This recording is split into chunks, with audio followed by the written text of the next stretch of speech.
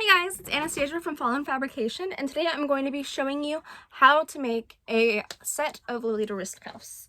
So the materials that you're going to need are going to be a single-sided lace, such as this.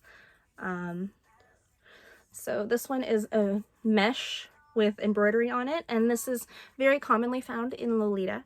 It's the most commonly found type of lace, as it just appears more substantial, more expensive than Rochelle lace, which is that kind of cheap, crinkly lace that you would find places like Walmart. This is an example of Rochelle lace. It's just much cheaper looking in general. So this mesh lace makes your projects look a little more expensive.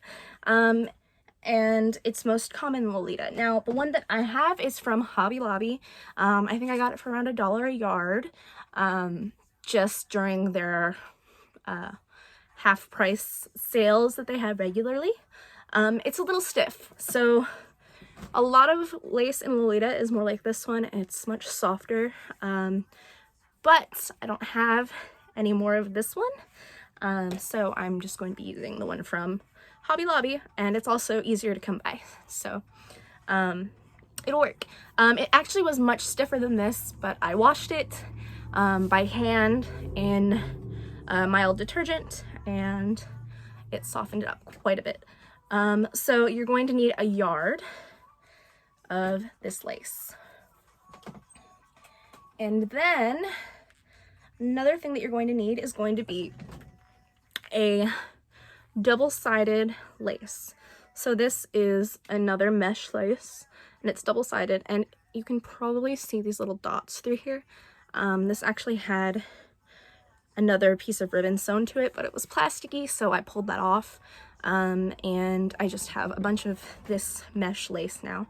That won't be noticeable because it'll be gathered, and it'll end up looking nice at the end, especially since we're going to be sewing on each end of this anyway. You're going to need a yard of your double-edged lace as well.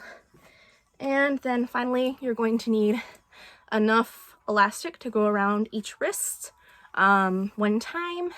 So I think this is just 1/4-inch elastic. You can get it anywhere that you can get sewing supplies.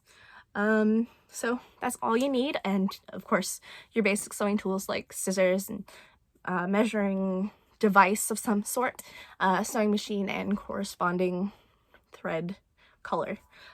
So let's get started. Okay, so I have my yard cuts of lace. So what I'm going to do is just fold my lace in half.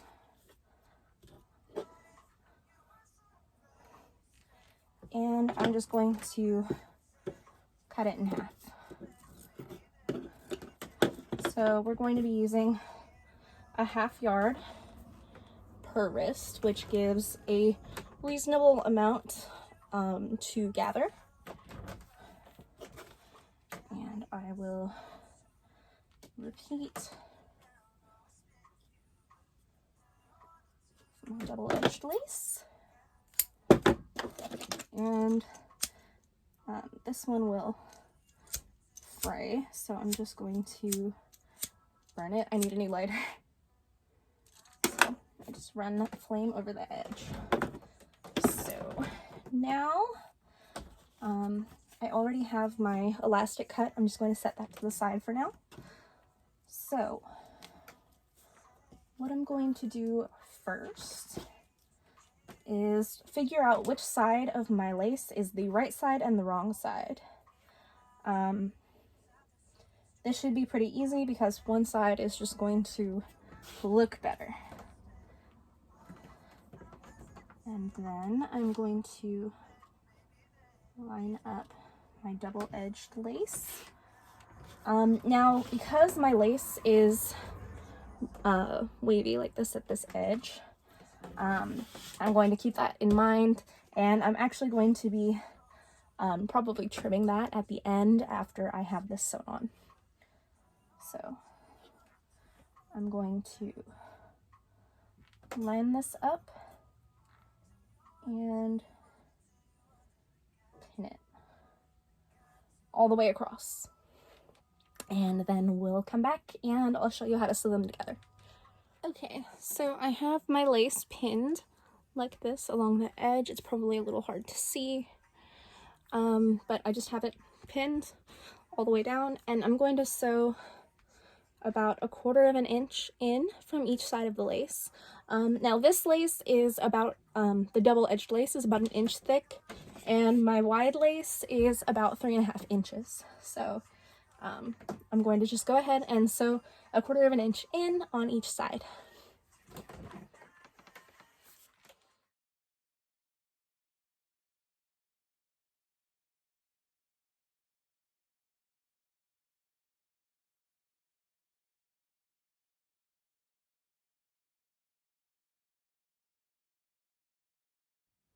So I have now sewn this. As you can see, these are my 2 stitching lines here, and it's about 1/4 of an inch apart now. I think I used more of a 1/2 inch seam allowance than a 1/4 inch,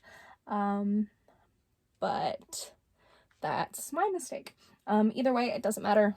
It's still wide enough for my elastic to pass through, and actually probably is better this way. So I'm just going to trim this off at the top here, and then I am going to be threading my elastic, which is already cut to the length that I need for my wrist, through the channel that we just created. So I've begun threading my elastic through the channel that I created, and when my elastic gets to the very edge right here, I'm just going to take a straight pin and pin it so that it doesn't slide out, and then I'm going to finish threading my elastic through like so.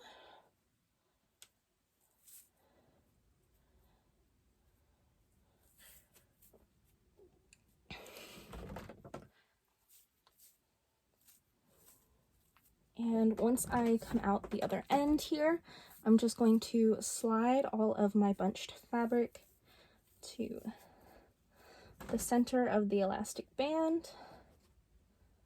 I'm going to remove my safety pin, and then I'm going to take this right side, line it up with the other right side, making sure that it's flat, and then I'm going to use that safety pin, or I mean that straight pin that I used, to line up the edges and secure both of the edges of elastic.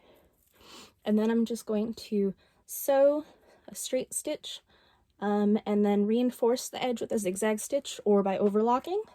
If you have an overlock machine, you can use that. Otherwise, zigzag stitch. So I'm just going to go ahead and sew that very quickly.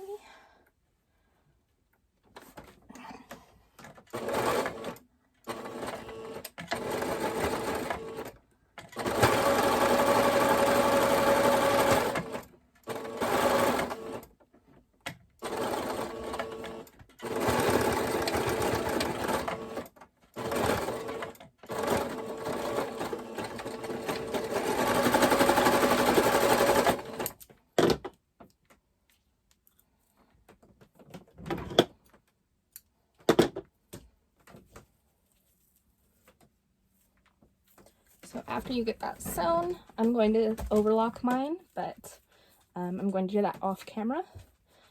But as soon as you finish, which it's really not necessary, but I like doing it for the extra safety and the extra security. But really, at this point, your wrist cuff is done. So here's what it looks like, and let me just slide it on real quick.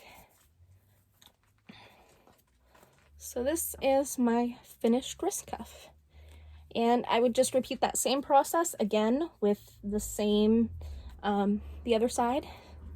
And yeah, ta-da! And you can also embellish this any way you want with pearls or buttons or ribbons or whatever. It's just a blank slate. This is how you get your basic wrist cuff down. So this is really simple, really easy, really quick. Took me a couple minutes. And yeah, that's how you make a wrist cuff.